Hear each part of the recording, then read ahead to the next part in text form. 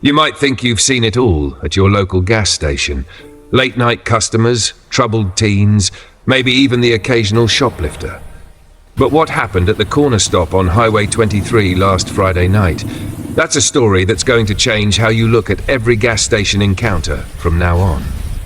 It's a story about three bikers who thought they found an easy target. Instead, they found themselves face to face with the one person they should have never messed with. Listen, we all know that feeling when motorcycles roll up to a gas station late at night. That rumble of engines that makes everyone a little nervous. The way other customers suddenly find reasons to leave. The way store clerks tense up behind their counters. But on this particular night, these bikers picked the wrong person to intimidate. They didn't know that the quiet woman in the blue Honda was Detective Amanda Torres, and she was about to turn their whole world upside down. See, what started as a simple gas station stop turned into one of the biggest gang takedowns in state history. Three bikers looking to cause trouble accidentally triggered an investigation that would dismantle an entire criminal organization. But let's start at the beginning, because you need to understand exactly how these overconfident criminals sealed their own fate. Let us know in the comments where in the world you're watching from, and if you find this story inspiring, hit that subscribe button. Stay tuned, because tomorrow's story is going to blow you away. Detective Torres had been working undercover for 6 months investigating a string of gas station robberies. She wasn't even supposed to be at the corner stop that night. She was tired, running low on fuel, heading back to the precinct after a long surveillance shift. Just a routine stop for gas. That's all it was supposed to be. The sun was setting, casting long shadows across the cracked concrete of the gas station lot. The fluorescent lights had just flickered on, creating pools of harsh white light between the pumps. Torres pulled up to pump number 4, her unmarked Honda Civic looking just like any other commuter car. She was dressed in civilian clothes, jeans and a plain black t-shirt, nothing that would make her stand out. Her badge and service weapon were concealed but within easy reach, a habit from years on the force. The young clerk inside, Danny Martinez, gave her a tired nod through the window. It was his 3rd week on the job, and he was already thinking about quitting. The late shifts made him nervous, especially after hearing about the string of robberies at other stations in the area. That's when they heard it, the distinctive rumble of heavily modified motorcycles. 3 bikes turned into the lot moving too fast, their chrome pipes gleaming in the fading daylight. The riders were all wearing leather vests covered in patches, their faces hard beneath their bandanas and sunglasses. The leader, a massive man with arms covered in prison tattoos, parked his bike at an angle, deliberately blocking the exit lane. Torres didn't react. She kept pumping gas, her trained eyes taking in every detail while appearing completely absorbed in her phone. She noticed how the youngest biker, the one with a scorpion tattooed on his neck, kept touching something under his vest. How the 3rd rider, older with a grey beard, positioned himself where he could watch both the store entrance and the street. These weren't random troublemakers, they were organized and practiced. They had done this before. Inside the store, Danny's hands started shaking as he watched the bikers through the security mirrors. He had seen their type before in the police bulletins his manager kept showing him. The Night Riders, a gang known for using intimidation to establish protection rackets at local businesses. They had already hit 3 other gas stations in the county. The leader approached Torres, lighting a cigarette despite the no smoking signs near the pumps. "Nice night," he said, his voice carrying that false friendliness that always comes before trouble. Torres gave him a polite but dismissive nod, keeping her movements calm and deliberate. She could smell alcohol on his breath mixed with leather and cigarette smoke. That made him more dangerous. Drunk bikers were always more unpredictable. "You know," the leader continued, moving closer, "a pretty lady like you shouldn't be out here alone. Lots of dangerous people around these days." He grinned, showing yellow teeth stained by tobacco. His right hand kept brushing against his vest pocket, where Torres could see the outline of what was probably a weapon. Inside the store, the young biker with the scorpion tattoo had approached the counter. Danny tried to keep his voice steady as he asked, "Can I help you, sir?" The biker just smiled, a cold expression that didn't reach his eyes. "Yeah, kid, you can help us by listening real careful to what I'm about to tell you about how things work around here." Now, what happened in the next few minutes would become legendary in law enforcement circles. It would be studied in police academies, discussed in training seminars, and used as a perfect example of how appearances can be deceiving. But more importantly, it would start a chain of events that would bring down one of the most notorious criminal organizations in the state. These bikers thought they had found an easy target, a lone woman at a gas pump, and a nervous young clerk in an isolated station. Instead, they had just walked into a trap of their own making.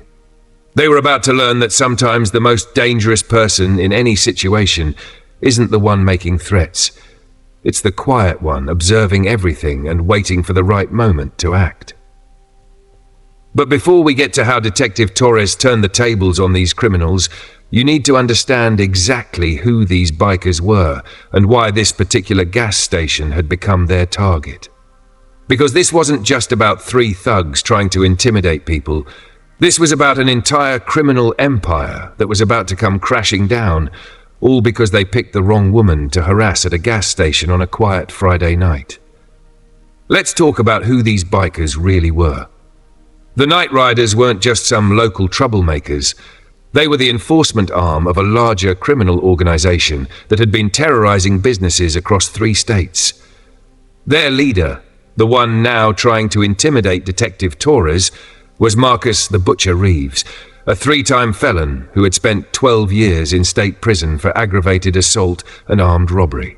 The scorpion-tattooed kid at the counter? That was Joey Scorpion Martinez, no relation to Danny the clerk he was currently trying to intimidate. Joey had joined the gang 6 months ago and was eager to prove himself through violence, but Detective Amanda Torres knew none of this yet. What she did know, from 8 years working organized crime, was that these men were too organized, too practiced in their movements. This wasn't random harassment. This was a planned operation. As she watched them through her peripheral vision, she noticed how they had effectively boxed in her car, how they had positioned themselves to control all exits. Inside the store, Joey was getting more aggressive. "Listen up, kid," he growled at Danny. "This is real simple. You tell your boss that this station now belongs to the Night Riders. We provide protection. You pay us every week. Anyone gives you trouble, we handle it."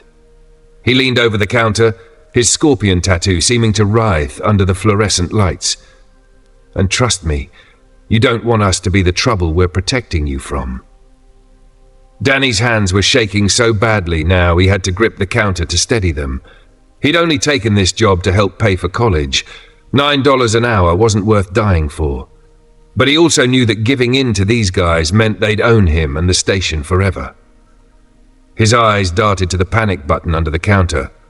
But Joey's friend, the grey-bearded man they called Ghost, was watching his every move. Outside, Reeves was circling Torres's car like a shark scenting blood. "You know what I think?" he said, his voice dropping lower, more menacing. "I think you and me should take a little ride. My bike's a lot more exciting than this boring car." He ran his hand along the Honda's hood, leaving greasy fingerprints on the clean paint. "What do you say, sweetheart? Want to feel what real power is like?"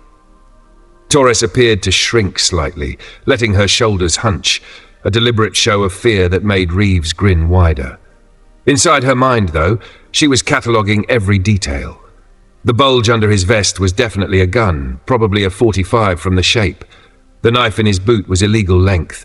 The radio clipped to his belt meant they had backup nearby. Every piece of information was ammunition she could use later. But right now, she needed to wait. 2 patrol cars were already en route, responding to the silent alert she'd triggered on her phone. 3 more minutes, maybe 4. She just had to keep the situation from escalating until backup arrived. Years of undercover work had taught her patience. The hardest part of any operation was knowing when not to act. Inside, Joey had moved behind the counter, invading Danny's space. "Clock's ticking, kid. What's it going to be? You going to be smart about this?" Ghost was blocking the store's entrance now, his massive frame casting a shadow all the way to the counter. Danny could feel cold sweat running down his back as he tried to remember his training. The manager had told him to just cooperate if something like this happened, but he'd also installed that new silent alarm system last week. What Joey and Ghost didn't notice was how Danny's right foot was pressed firmly on the floor panel beneath the counter, a direct line to police dispatch. They also didn't notice how he kept glancing past them, not at the door, but at the small security camera above it, the one that had been upgraded last week to stream directly to police headquarters. Reeves was getting impatient outside. Torres could smell the whiskey on his breath getting stronger as he leaned closer. "Last chance to be friendly," he growled. "After this, things get unpleasant." His hand moved toward his vest, toward the hidden gun. Behind him, Torres saw headlights approaching on the highway, but they were still too far away. What happened next would be talked about in law enforcement circles for years to come. It would be analyzed in training seminars and broken down frame by frame in police academies, because right then, the Butcher Reeves, Ghost and Scorpion Joey were about to learn a very expensive lesson about making assumptions. See, what they didn't know was that Detective Torres hadn't just happened to stop at this gas station. She'd chosen it specifically because this station was one of 12 being monitored as part of a massive multi-state investigation into the Knight Rider protection racket. The cameras weren't just recording, they were feeding live footage to a task force that had been building a case for months. And that nervous young clerk behind the counter, Danny Martinez, he wasn't just a college student working nights. He was a carefully placed police intern trained to play exactly the role these bikers expected. Young, scared, vulnerable. Every shake of his hands, every nervous glance was a performance meant to make the gang feel confident and in control.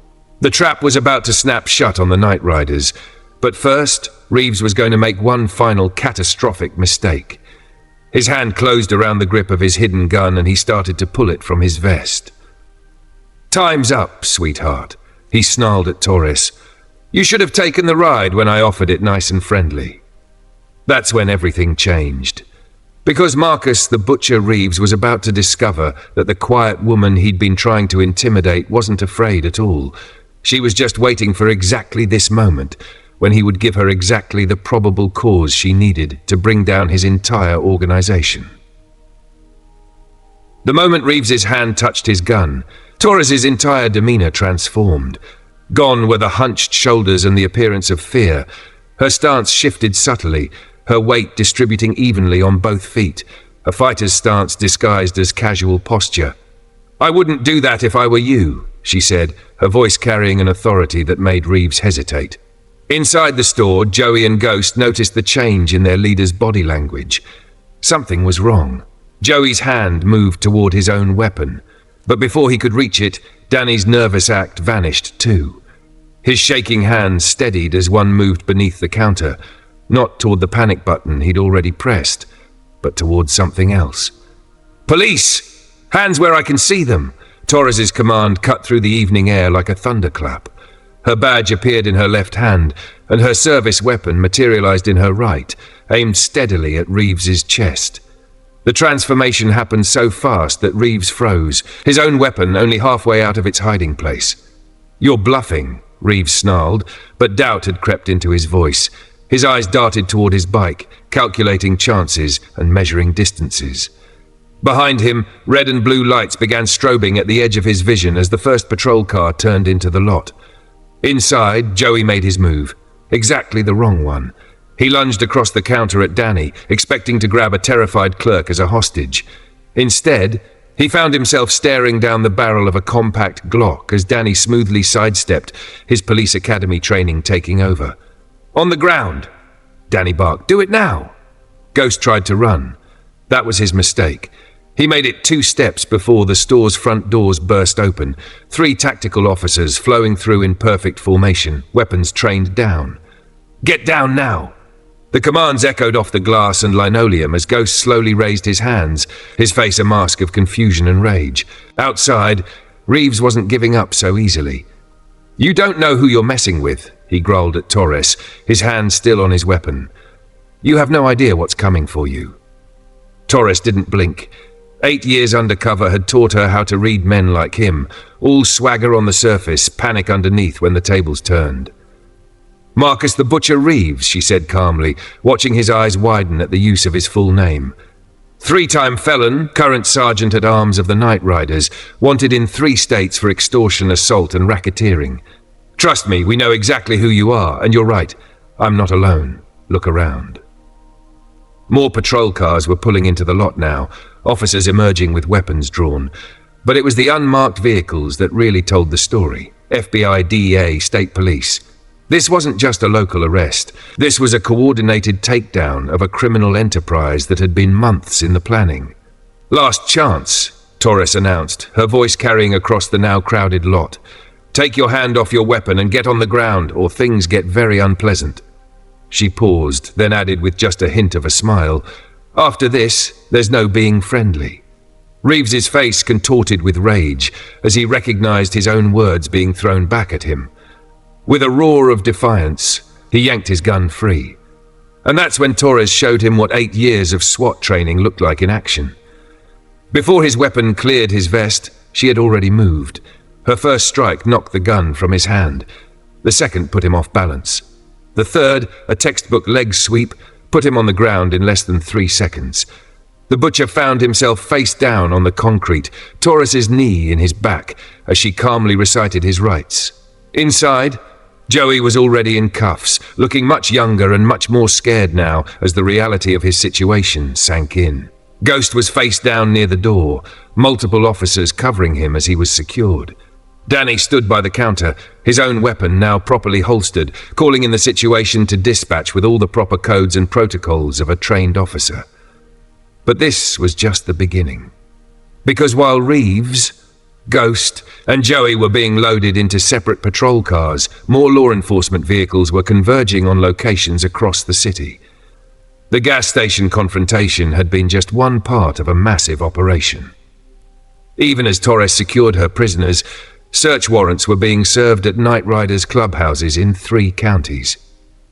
What these 3 didn't know was that every word they'd spoken, every threat they'd made, had been captured by high-definition cameras and directional microphones. The evidence wasn't just strong, it was overwhelming, and it was about to get worse for them, because one of those patrol cars contained someone they knew very, very well. A Night Rider lieutenant who had turned informant 3 months ago. As Torres watched the last patrol car pull away, her radio crackled with updates from other raid locations. The operation was going perfectly. Years of intimidation, violence, and criminal enterprise were ending because 3 bikers couldn't resist harassing what they thought was an easy target at a gas station. But the night wasn't over yet. Because what they'd caught here wasn't just 3 criminals. They'd caught the thread that, when pulled, would unravel an entire criminal empire. And Detective Amanda Torres was just getting started. Back at the police station, the booking area was buzzing with activity. Reeves sat in the main holding cell, his confident swagger replaced by seething anger as he watched officers process evidence from multiple raid locations. Ghost occupied the cell next door, his massive frame hunched over, already asking to speak with his lawyer. Joey paced in his cell like a caged animal, his youth and inexperience showing as panic began to set in. "You have no idea what you've done," Reeves called out as Torres walked past his cell. "The Night Riders don't forget. We have people everywhere." Torres paused, turning to face him with a slight smile that made his threats die in his throat. "Funny you should mention that," she said, opening a folder she was carrying. "Let's talk about those people." She held up a photograph taken at the gas station 2 weeks earlier. It showed Reeves meeting with someone, exchanging an envelope. "Remember Tony? Your trusted lieutenant?" The color drained from Reeves's face as Torres continued. "He's been working with us for months. Every meeting, every transaction, every threat, all recorded." In the interrogation room, Danny sat with 2 FBI agents, his police intern badge now clearly visible on his shirt. "They followed the exact pattern we expected," he reported, reviewing his notes. Reeves handling intimidation outside, Joey and Ghost working the interior. Just like the security footage from the other stations. Down the hall, Detective Sarah Chen, Torres's partner for the past 3 years, was coordinating with tactical teams as they hit secondary locations. "We've got their main storage facility," she reported over the radio. "Weapons, drugs, stolen merchandise, it's all here. Plus, documentation of every business they've been extorting." Joey was the first to crack. "I want a deal," he called out to any officer who would listen. "I'll tell you everything. Names, locations, who's getting paid off." Torres and Chen exchanged knowing looks. They'd predicted the young gang member would be the weak link. That's why they'd let him see just a glimpse of the evidence being brought in. "Interview room 3 is ready," Chen told her partner. "Want to show our young friend what we already know before he starts making promises?" Torres nodded, gathering several thick files from her desk. The label on one read Operation Nightfall. 6 months of surveillance, witness statements, and financial records that would dismantle the Night Riders piece by piece. In his cell, Ghost watched the activity with growing dread. He'd been with the Night Riders for 15 years, worked his way up from prospect to enforcer. He knew how extensive their operation was, and he could see it all falling apart. When Torres approached his cell, he spoke before she could. "I'm not saying anything without my lawyer," he growled. "That's your right," Torres agreed, then held up a laptop showing security footage. "But while we wait, want to watch some highlights?" The screen showed Ghost at various gas stations over the past 3 months, conducting the same intimidation routine. "We've got 12 stations, 28 victims, and crystal clear audio of every threat you made." The night shift was in full swing now. More officers arrived to process evidence as reports came in from raid teams across the city. The Night Riders clubhouse had yielded a treasure trove of evidence, ledgers showing protection payments, lists of corrupt officials, and details of drug trafficking routes. Captain Rodriguez stood in the observation room, watching as Joey began his official statement. "How long have you been planning this operation?" he asked Torres and Chen. 6 months of direct surveillance, Chen answered. "But we've been building the case for over a year. These 3 gave us exactly what we needed tonight. Clear evidence of their methodology caught on multiple cameras." "The gas station was perfect," Torres added. "Isolated enough that they felt comfortable making explicit threats, but completely under our control. Every camera, every microphone, even the timing of the backup response was choreographed." She paused, allowing herself a small smile. "They literally walked into a stage we'd set just for them." In interview room 3, Joey's bravado had completely crumbled. "It was all Reeves's idea," he insisted, pointing to locations on a map. "The gas stations were just the start. We were moving into restaurants next, then construction sites. Anyone who didn't pay would have an accident."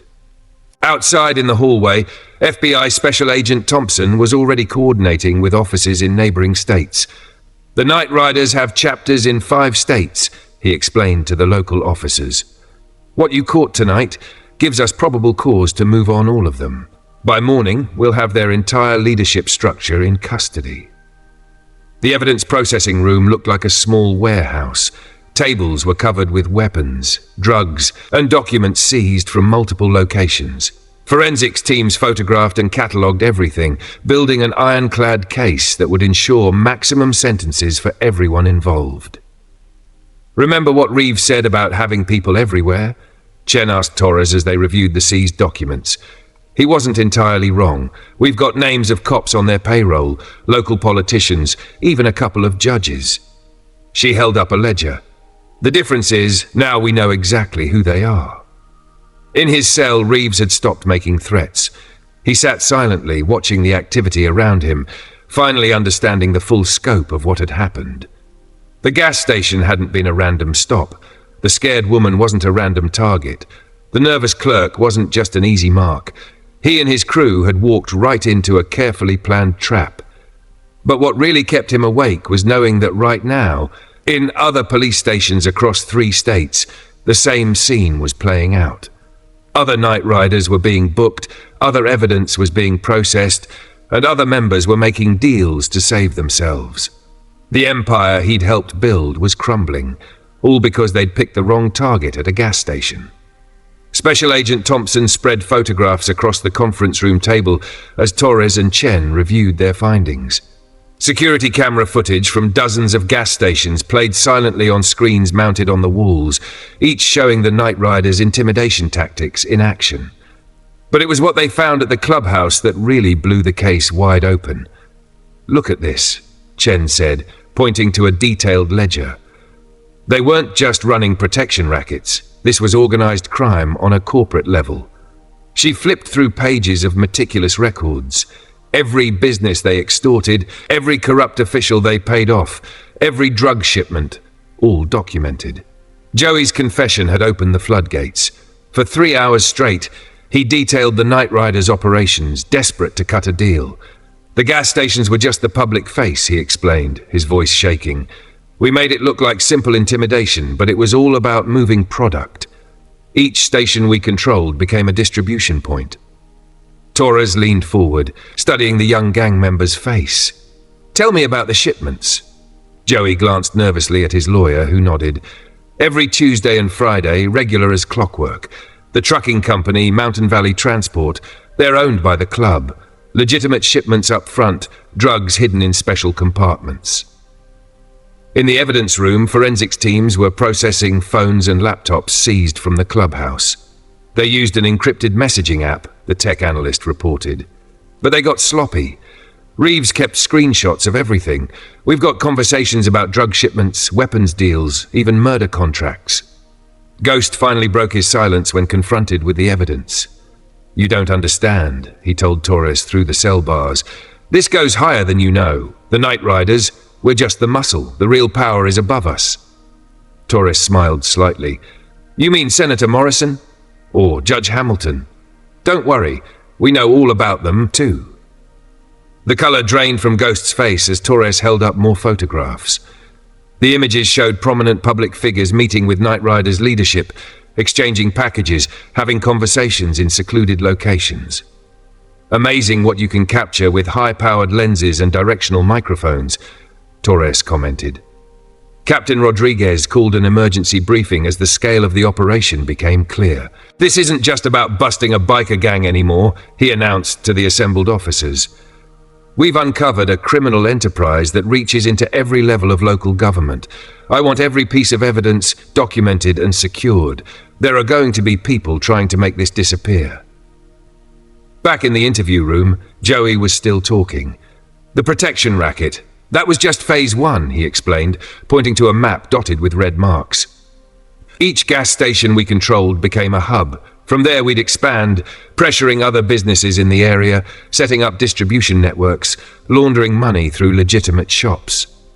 Chen pulled up surveillance footage on her laptop. "Watch their pattern," she told Agent Thompson. "They always start with vulnerable targets, late-night businesses, isolated locations, employees working alone. Once they control those spots, they use them as bases to expand their territory." The night wore on as more evidence poured in from raids across the city.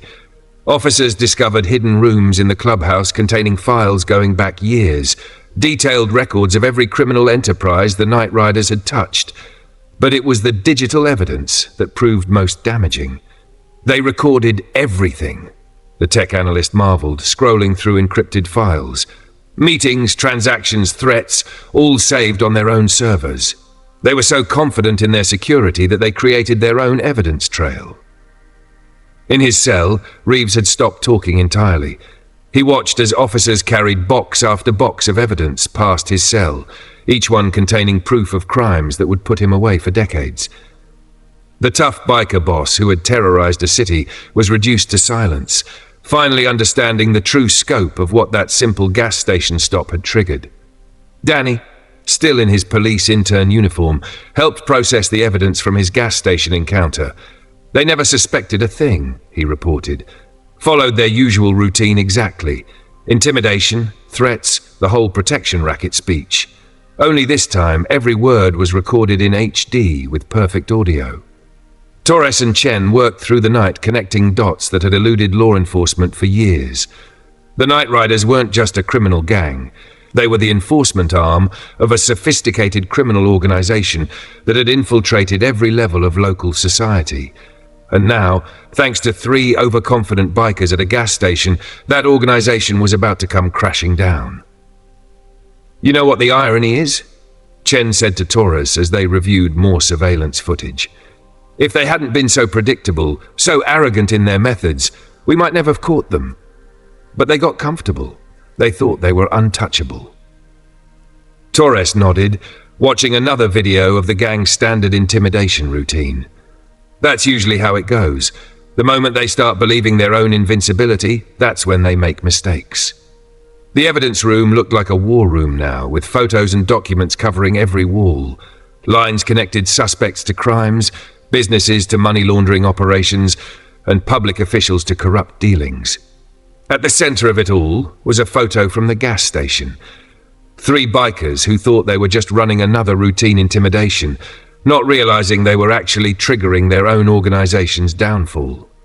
Dawn was breaking over the city as the first wave of search warrants hit. Teams of officers moved simultaneously on dozens of locations, homes, businesses, storage units, all connected to the Night Riders' operation. Senator Morrison was enjoying his morning coffee when FBI agents appeared at his door. Judge Hamilton was stepping out of his shower when police breached his home. The carefully constructed facade of respectability was crumbling hour by hour. "You've got to be kidding me," Detective Chen muttered, reviewing financial records seized from the clubhouse. Mountain Valley Transport wasn't just moving drugs. They were shipping weapons up the coast, using gas stations as transfer points. She spread shipping manifests across her desk. Every fuel delivery was a chance to move product. Torres watched through the observation window as Joey continued his marathon confession. The young biker had been talking for hours, each revelation leading to new search warrants and new arrests. "The trucking company was genius," he explained, his voice hoarse. "Who questions a fuel truck at a gas station? And the drivers were all club members or associates. Perfect cover." In holding cells across the city, Night Riders members were facing the same realization. Their organization was being dismantled piece by piece. The evidence was overwhelming. Years of careful documentation meant to protect their interests was now being used to destroy them. 6 judges, Captain Rodriguez announced in the emergency briefing. 12 police officers in 3 departments, 4 state legislators, all on the Night Riders' payroll. He held up a ledger. They recorded every payment, every favor, every compromise. It's all here. The FBI's forensic accountants had taken over a conference room, following money trails through dozens of shell companies. "The gas stations were just the start," one explained to Torres. "Once they controlled those, they could launder money through fuel sales, create fake delivery records, establish legitimate-looking business relationships. It was brilliant, in a criminal way." Ghost's lawyer arrived, took one look at the evidence, and immediately began discussing plea deal options. "My client is willing to testify," he told the prosecutors. "Names, dates, locations, everything about the organization's structure." Ghost sat slumped in his chair, the tough biker enforcer now looking every bit his 57 years. Danny's gas station footage had become the keystone of the prosecution's case. "Watch how methodical they are," Torres told the assembled task force, playing the video again. "Every movement, every threat, every position. It's all rehearsed. They've done this dozens of times. Only this time, we were ready." The scale of corruption continued to grow as more evidence emerged. The Night Riders weren't just bribing officials, Chen explained, taping another photo to the evidence board. They were blackmailing them too.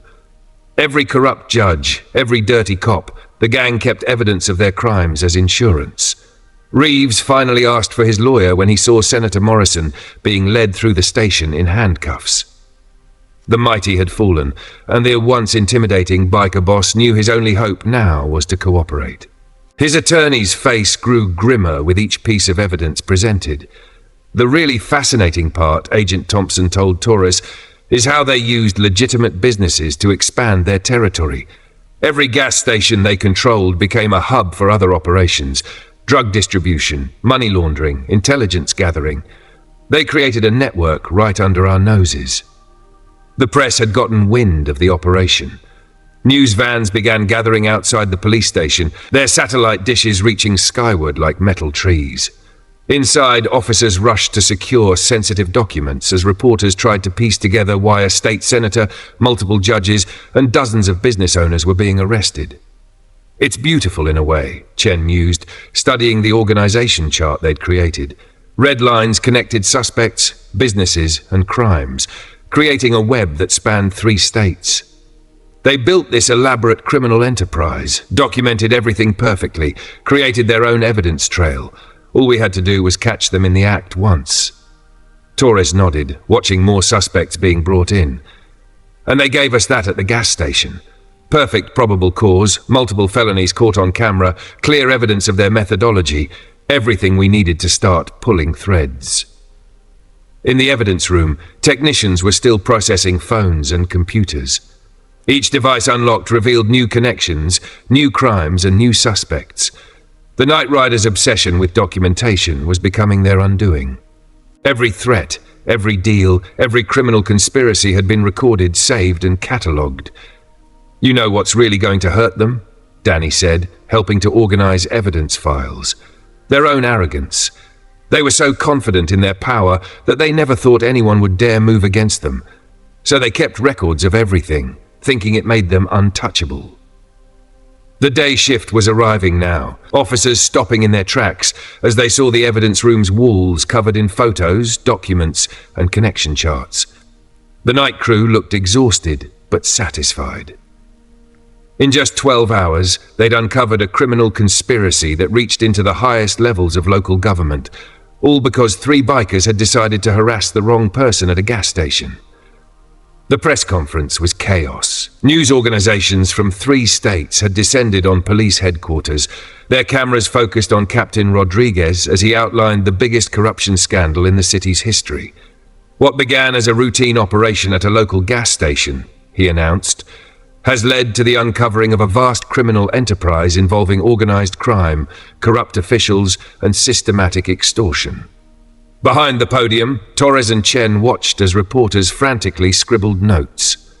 The captain was carefully revealing just enough to satisfy the press while protecting the ongoing investigation. But even the sanitized version was explosive. Headlines were already appearing on news websites. Biker gang takedown exposes government corruption and gas station sting operation brings down criminal empire. Inside the station, Joey watched the press conference on the holding cell's TV, his face pale as he realized how public this had become. "They're going to kill me," he muttered, pressing his forehead against the bars. "Once this hits the news, I'm dead." Torres, passing by, stopped to face him. "Only if you stop talking.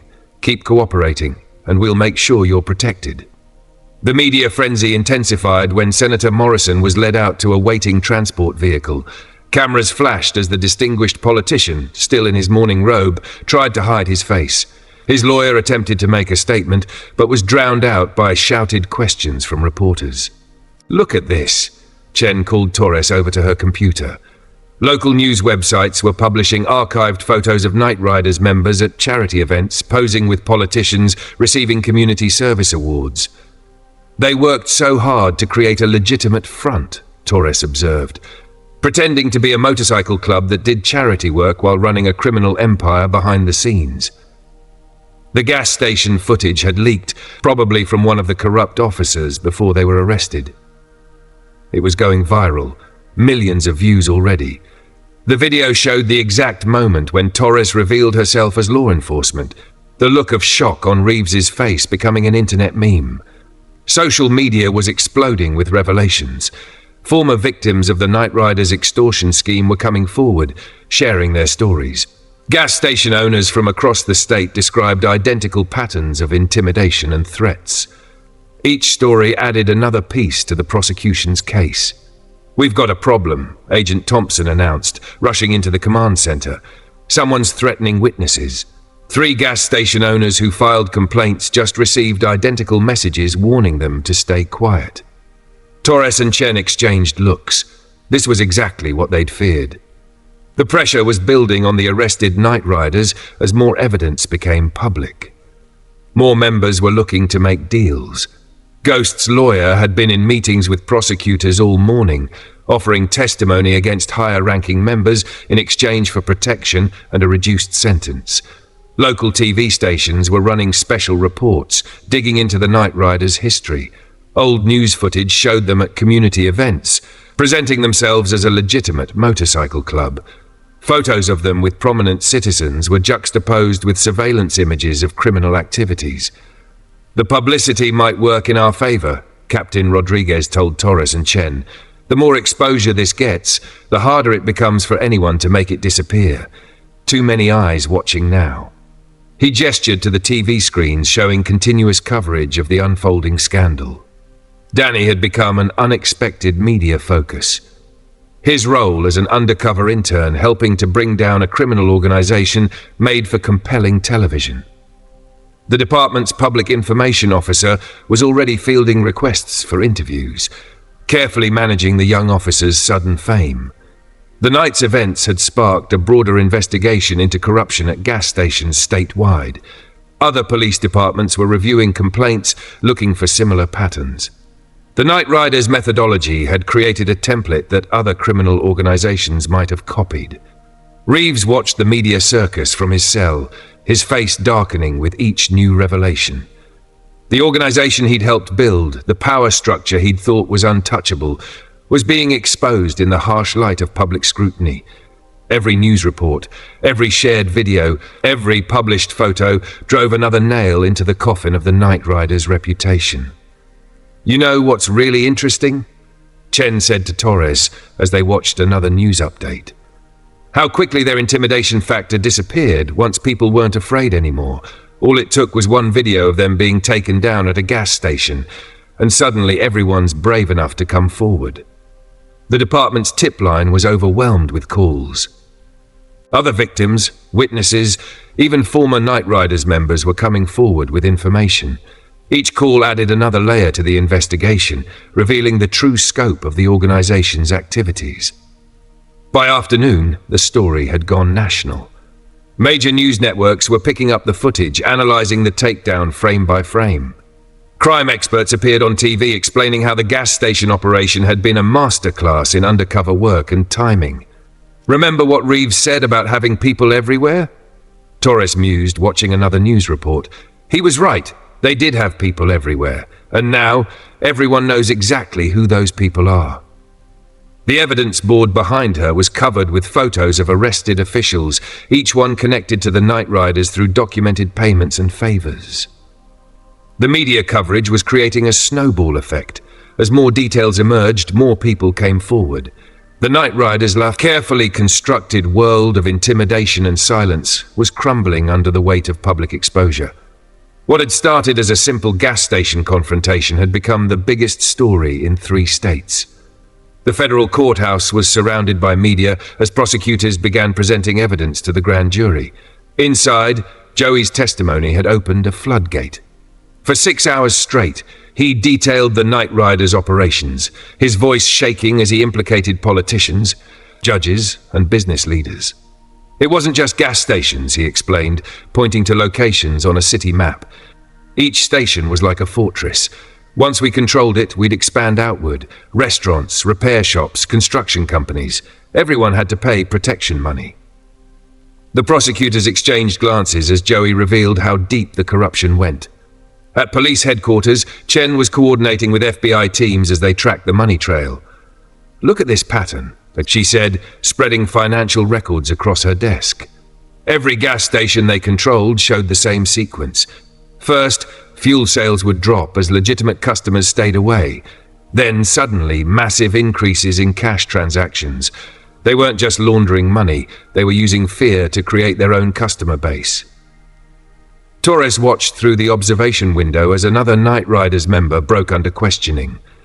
The protection racket was just the beginning, and like the biker admitted, once we controlled a neighborhood's gas station, we owned the neighborhood. People needed fuel. They couldn't avoid us. It was the perfect setup. The evidence room had become a command center for tracking the organization's collapse. Photos and documents covered every wall, red strings connecting suspects to crimes. Each hour brought new revelations as more members turned on their leaders, hoping to save themselves. "Senator Morrison is ready to talk," what Agent Thompson announced, bursting into the room. "His lawyer says he'll give us everything. Names, dates, bank accounts, the whole corrupt network." Torres nodded grimly. They'd expected this. Once the powerful started falling, they always tried to drag others down with them. Ghost's testimony proved particularly damaging. As a long-time enforcer, he knew where all the bodies were buried, literally, in some cases. His detailed account of the Night Riders' evolution from motorcycle club to criminal empire had prosecutors adding new charges hourly. The gas stations were genius, Ghost explained, his tough guy facade completely gone. Everyone needs gas. You can't avoid stopping eventually, and once we controlled the stations, we could monitor who came and when. It was better than having cameras on every street corner. Danny's role had grown as the investigation expanded. His perfect recall of conversations and events made him a valuable witness. They were so confident, he told the prosecutors. They never thought anyone would stand up to them. That's why they were so open about their threats. The dominoes continued to fall. Judge Hamilton broke down during questioning, admitting to years of accepting bribes to dismiss cases against Night Riders members. Police officers confessed to looking the other way during criminal activities. Business owners came forward with stories of extortion and threats. It's like watching a house of cards collapse, Chen remarked, updating the evidence board. Each confession leads to 3 more arrests, which lead to more confessions. They built their organization on intimidation, but once that fear vanishes. Reeves finally cracked when he saw the mounting evidence. His lawyer negotiated through the night, trying to salvage something from the wreckage, but the prosecutors held firm. They had enough evidence to put him away for life. Any deal would require complete cooperation. The investigation spread to other cities as similar patterns emerged. More motorcycle gangs, more corrupted gas stations, more protection rackets. The Night Riders' methodology had created a template that criminal organizations across the country had copied. You want to know the really scary part? Torres said to Chen as they reviewed new evidence. This could be happening in any city, at any gas station. They perfected a system that was almost invisible unless you knew what to look for. Local business owners began coming forward, describing how the Night Riders had gradually taken control of their neighborhoods. It always started the same way, with a gas station. Control the fuel, control the community. Simple, effective, and nearly impossible to resist. The FBI's forensic accountants were working overtime, following money trails through dozens of shell companies. Each transaction they uncovered revealed new connections, new suspects, and new crimes. The Night Riders hadn't just built a criminal empire, they'd created a parallel economy. The breakthrough came when the FBI cyber unit discovered an encrypted server farm hidden in the Night Riders' clubhouse basement. This isn't just a gang running protection rackets, the lead tech analyst explained. They were operating a sophisticated data mining operation using gas station credit card transactions. Torres and Chen watched as the analyst pulled up screen after screen of data. Every purchase, every timestamp, every customer loyalty card. The Night Riders had been collecting it all. They had built detailed profiles of thousands of citizens, tracking their movements through fuel purchases and convenience store visits. See these algorithms?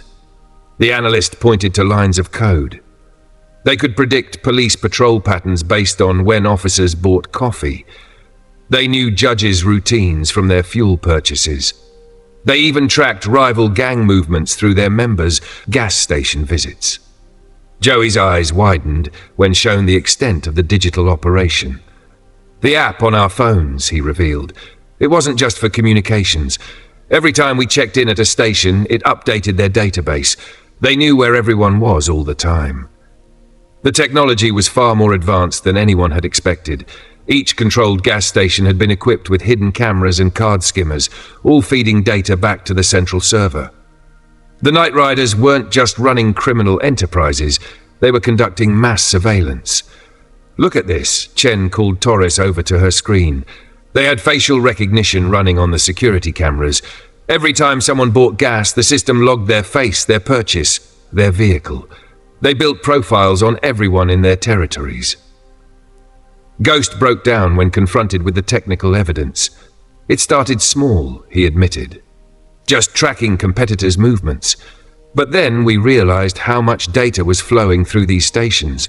It was like having spies everywhere, except the spies were gas pumps and credit card readers. The FBI's forensic accountants were stunned by the sophistication. They weren't just laundering money, one explained. They were using machine learning to optimize their operations. The system could predict which stations were likely to be raided, which customers might be undercover cops, even which businesses were vulnerable to takeover. Danny's tech background proved invaluable as they unraveled the digital web. The loyalty card program was genius, he explained. People thought they were saving money on gas, but they were really giving the Night Riders detailed data about their habits, routines, and relationships. The investigation uncovered a network of programmers who had been working for the gang. These weren't street thugs.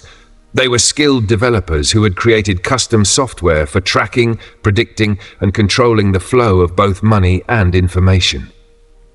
The really scary part, Agent Thompson told Torres, is how they integrated legitimate business software with their criminal operations. Their point-of-sale systems looked normal, but were feeding data to their surveillance database constantly. Senator Morrison's technology aid proved to be a key source. They approached me about installing new payment systems, he revealed, said it was for efficiency.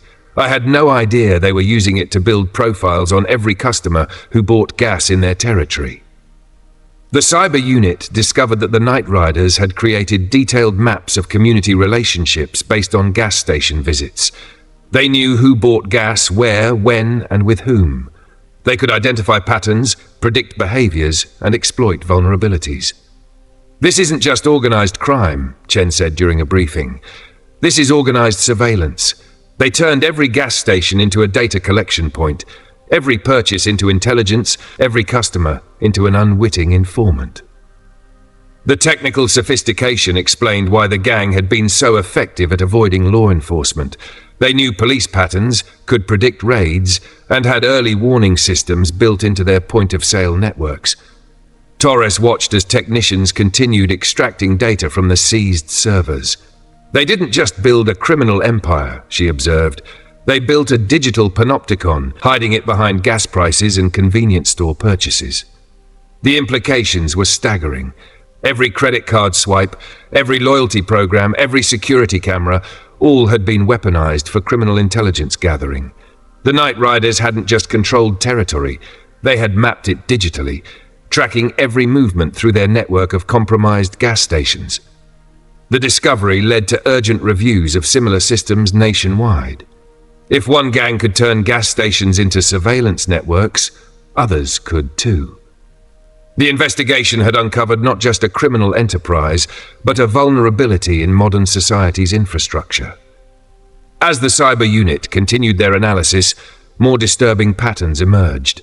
The Night Riders had been selling their surveillance data to other criminal organizations, creating a black market for community intelligence gathered through seemingly innocent fuel purchases.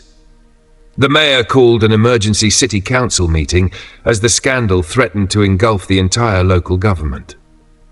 Half the council members bought gas at Night Rider-controlled stations, Torres told the assembled task force, and every single one of them had their movements tracked, their patterns documented, their weaknesses identified. The political dominoes were falling faster now. 3 city council members had resigned by breakfast. 2 state representatives announced they wouldn't seek re-election. Judge Hamilton's entire case history was under review, with hundreds of convictions now potentially compromised. They didn't just collect data, Chen explained, showing surveillance footage to federal prosecutors. They used it. Every politician who stopped for gas became a potential target.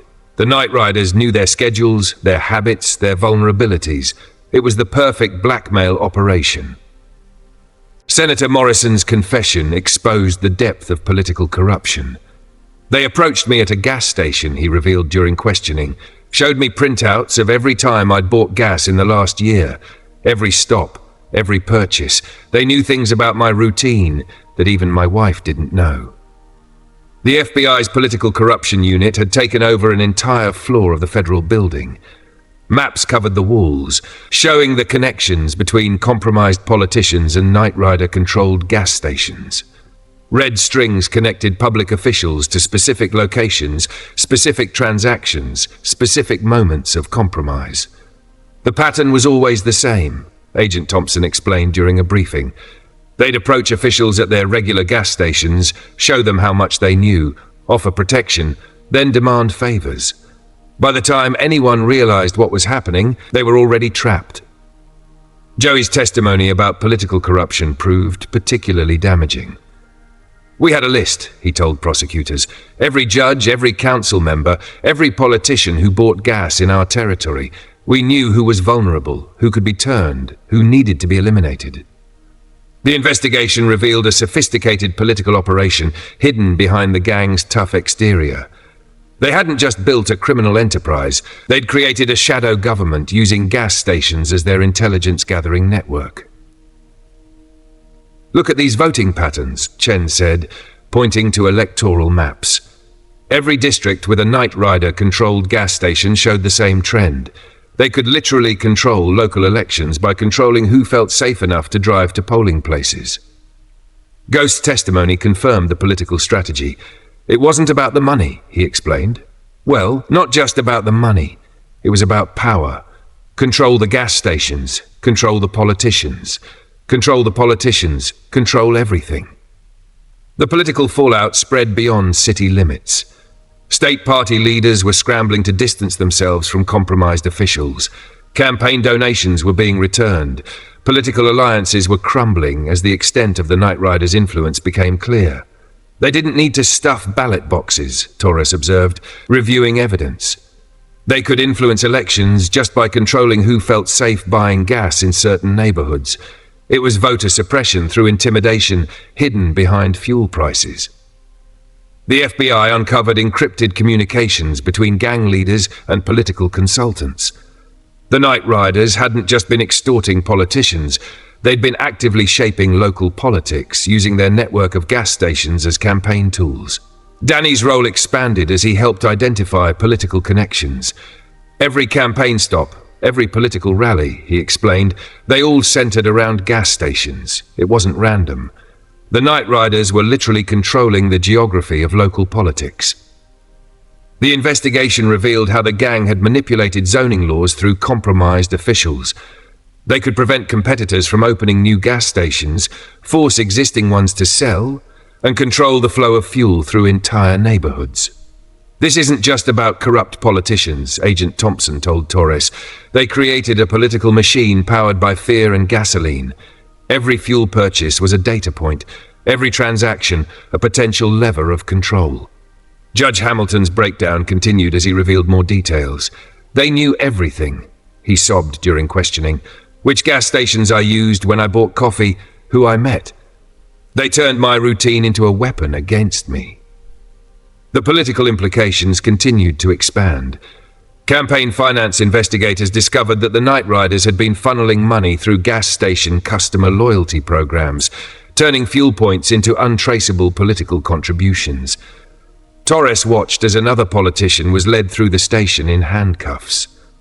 They built their empire on a simple truth, she told Chen. Everyone needs gas. Control that and you can control everything, even democracy itself. The city's economy was reeling as the full scope of the Knight Riders' influence became clear. Banks were freezing accounts, businesses were closing, and entire neighborhoods were discovering that their local gas stations had been fronts for a massive criminal enterprise. It's like pulling a thread on a sweater. The FBI's financial crimes expert explained to Torres. Every time we trace one transaction, 10 more suspicious patterns emerge. They weren't just controlling gas stations, they were controlling the entire economic ecosystem around them. Local business owners were coming forward with stories of economic terrorism. If you didn't buy your gas from their stations, suddenly your deliveries would have problems, one restaurant owner testified. Your suppliers would get hassled, your customers would find their cars vandalized. They choked out any business that didn't play by their rules. Chen discovered how deep the economic control went. Look at these property records, she told Torres, spreading maps across her desk. Every time they took over a gas station, property values in a 3-block radius would drop. People would sell cheap, then Knight Rider shell companies would buy everything up. They weren't just taking over stations, they were taking over entire neighborhoods. Joey's testimony revealed the sophisticated economic strategy. The gas stations were just the beginning, he explained. Once we controlled fuel distribution, we could control everything else. Want to run a taxi service? Better buy your gas from us.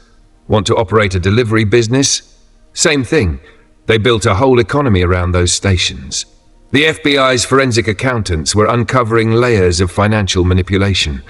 The Night Riders had created a parallel economy, using gas stations as their banks, fuel purchases as their currency, and intimidation as their interest rate.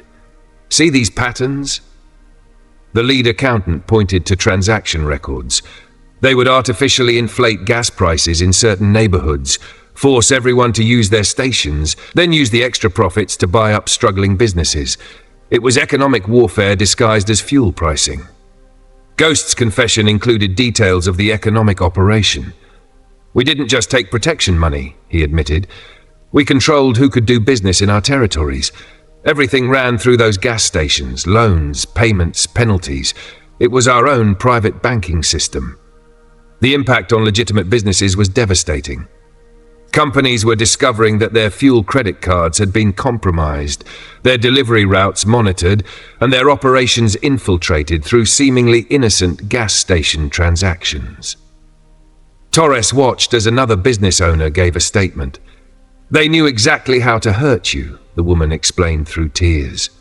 Raise gas prices just enough to eat your profits, delay your deliveries just enough to lose customers. They could destroy any business without ever making a direct threat.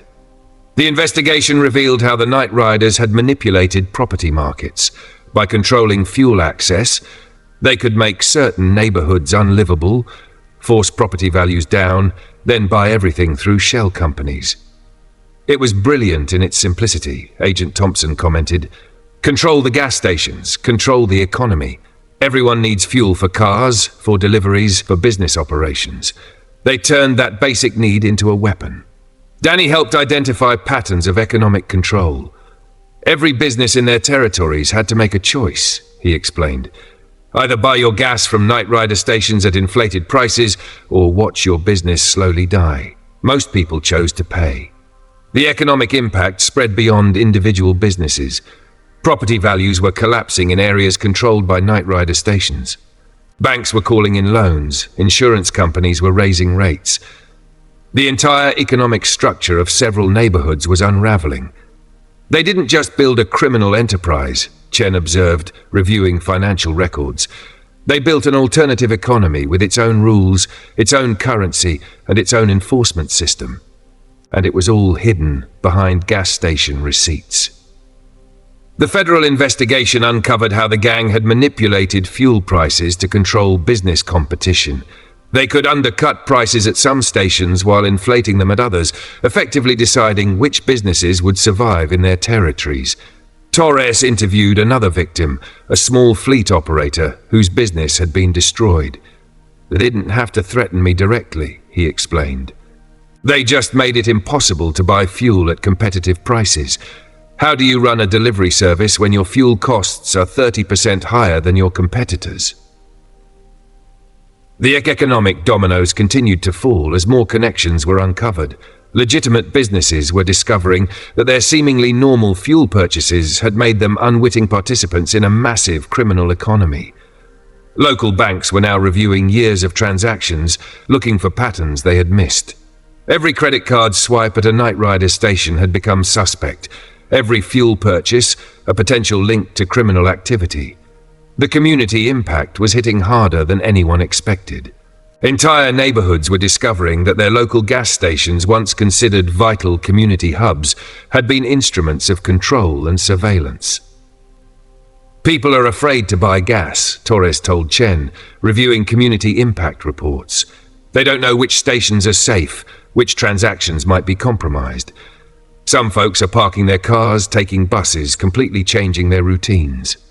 Local churches and community centers were becoming emergency meeting points as residents shared stories of intimidation and control. We never realized how much power they had, one community leader testified. They didn't just control gas prices, they controlled who could travel, who could work, who could live in certain neighborhoods. Danny was now leading community outreach meetings, explaining to residents how to identify suspicious patterns at their local stations. Watch for sudden staff changes, he advised. Look for unusual security camera placements. Notice if certain customers seem to have authority over the actual employees. Chen discovered disturbing patterns in community migration. Whenever the night riders took over a station, certain demographics would start moving away, she explained.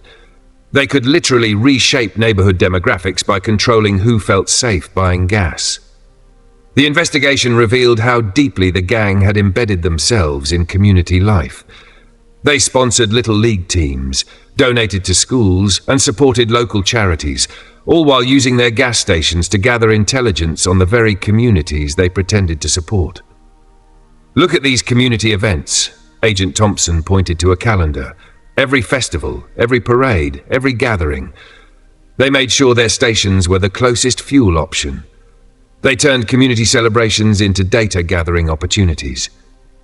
Joey's testimony included details of community manipulation. We knew everything about everyone, he confessed.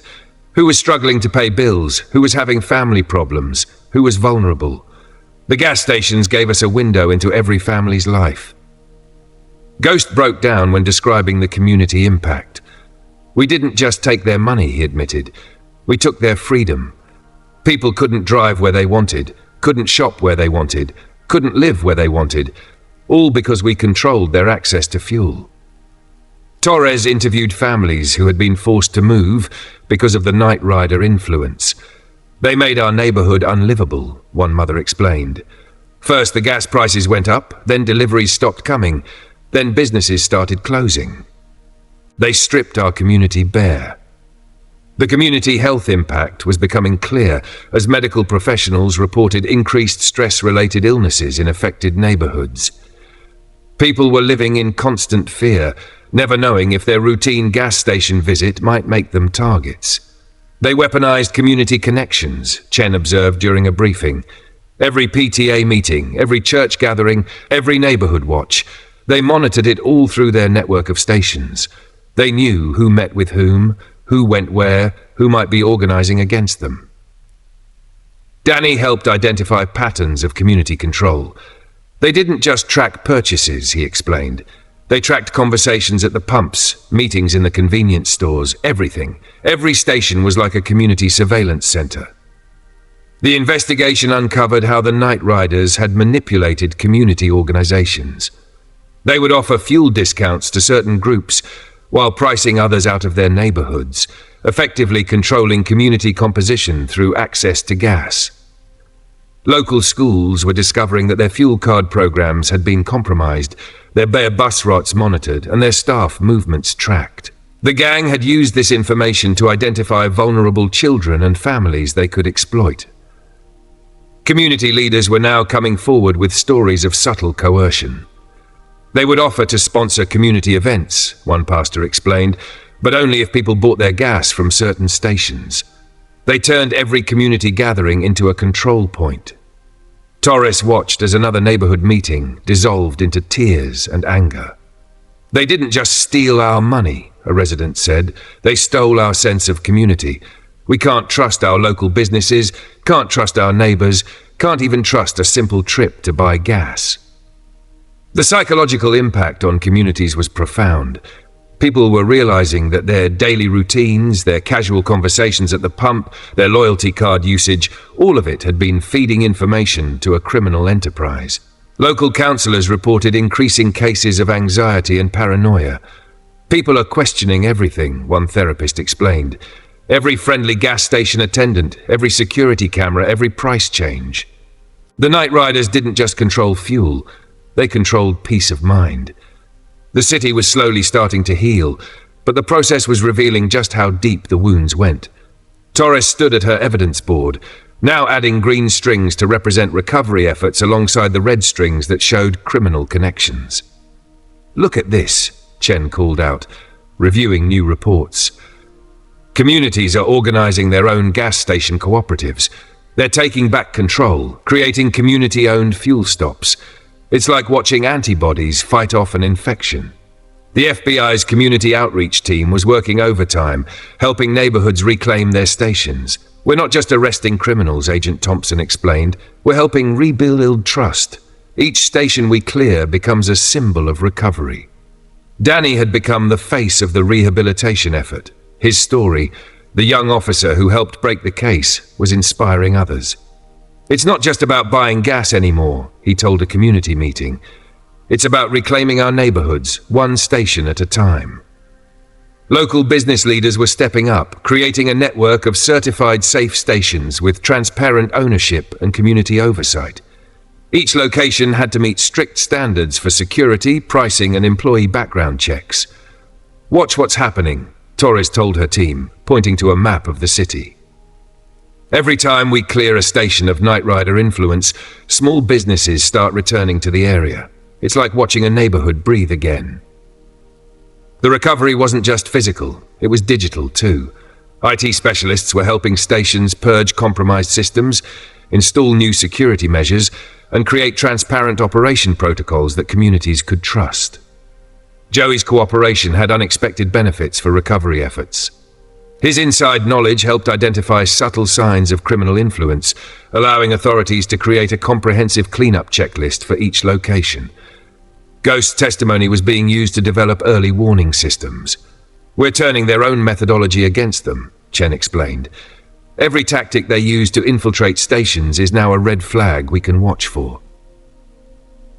Community leaders were organizing Reclaim Our Stations, events where neighbors would gather to support newly cleared locations. These weren't just gas stations anymore, they were becoming symbols of community resilience. "See this pattern?" Torres pointed to recent data. "As each station gets cleared, local property values start to stabilize. People feel safe driving again, businesses return. It's like watching a community come back to life." The psychological recovery was perhaps the most significant. Councillors reported that as stations were cleared and certified safe, people's anxiety levels decreased. The simple act of buying gas was becoming normal again. Danny worked with station owners to implement new community engagement protocols. "Transparency is key," he explained. "Every price change, every security camera, every employee hire, it all has to be visible to the community." Local schools were creating educational programs about community vigilance, teaching students how to recognize signs of criminal influence while avoiding paranoia. It was a delicate balance between awareness and fear. Torres interviewed a station owner who had successfully transitioned from Knight Rider control to community ownership. "We post our books publicly now," he explained proudly. "Every transaction, every delivery, every price change, it's all there for anyone to see." The recovery process was revealing unexpected strengths in affected communities. Neighborhoods were organizing their own oversight committees, creating support networks and developing early warning systems for criminal activity. "What's really remarkable," Chen observed, "is how communities are turning weakness into strength. Every tactic the Knight Riders use to control people is being transformed into a tool for community empowerment." The investigation had triggered a national conversation about community resilience. Other cities were studying Cedar Grove's recovery model, learning how to protect their own neighborhoods from similar criminal enterprises. Local banks were creating special programs to help affected businesses recover, offering low-interest loans for security upgrades and system replacements. The economic healing was slow but steady. Torres watched as another station reopened under community oversight. The celebration wasn't just about fuel prices or convenience. It was about reclaiming a piece of neighborhood identity that had been stolen by fear and corruption. 1 year after the night that changed everything, Detective Amanda Torres stood at the same gas pump where it all began. The station looked different now, brighter, more open, with community artwork decorating the walls and a plaque commemorating the events that started here. "It's hard to believe it's been a year," Chen said, joining her partner. They watched as customers came and went, no longer looking over their shoulders, no longer afraid. The Knight Riders were gone, their leaders serving long sentences, their criminal empire dismantled. Danny, now a full detective himself, had just finished teaching another community awareness class. "We've identified similar patterns in 12 other cities," he reported. "The gas station takeover model seems to be a common criminal strategy, but now we know how to spot it, how to stop it." The FBI final report was comprehensive. Over 200 arrests, millions in recovered assets, and a completely new understanding of how criminal organizations could infiltrate communities through essential services.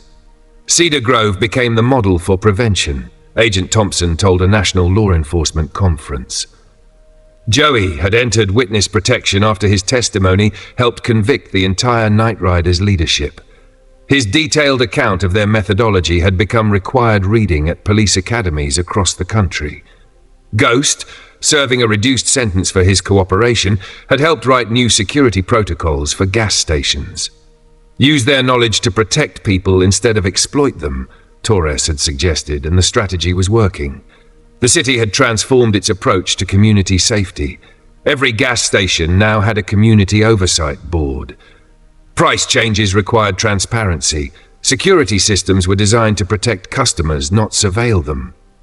"Look at these numbers," Chen said, reviewing the latest statistics. Crime rates had plummeted in formerly controlled neighborhoods. Property values were recovering. Businesses were returning. The shadow of fear that had hung over the city was finally lifting. Torres watched as a mother confidently let her teenage daughter practice parking near the same pump where she'd confronted Reeves a year ago. These small moments of normal life were the real victory. The gas station case had changed law enforcement too. Departments nationwide were re-examining how they monitored essential services. The Night Riders' methodology had exposed vulnerabilities nobody had considered before. Danny's community awareness programs had gone national. He was regularly invited to speak about how ordinary places like gas stations could become either tools of oppression or symbols of community strength. The economic recovery continued. Banks had created special programs for affected businesses. Insurance companies had developed new policies specifically designed to protect against criminal infiltration of essential services. "You know what's really amazing?" Chen mused, watching the steady flow of customers. "How something as simple as buying gas became a symbol of either fear or freedom. These stations aren't just selling fuel anymore. They're proof that communities can reclaim what was taken from them." The political landscape had changed dramatically. New laws required transparency in fuel pricing. Station ownership had to be publicly documented. Community oversight became mandatory for all essential services. Torres reflected on how it all started. One routine stop for gas that exposed a criminal empire. "Sometimes the biggest cases come from the smallest moments," she told a group of rookie officers. "You just have to be ready when those moments arrive." The legacy of the case went beyond arrests and convictions. It had changed how communities thought about safety, how businesses approached security, and how law enforcement protected essential services. Local schools now included lessons about community vigilance in their curriculum.